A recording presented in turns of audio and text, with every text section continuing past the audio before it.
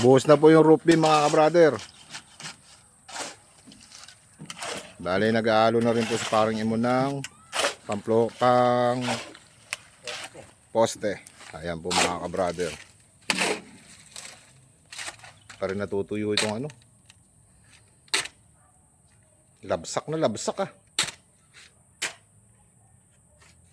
Magtitibong na lang po. Ito na lang yung hollow blocks.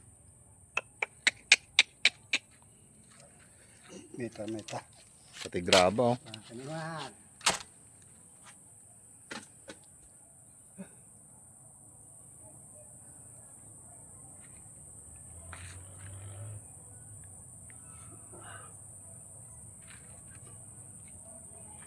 Ganda ng tanawin pa rito, tsaka fresh air pa oh. Malayo sa pollution.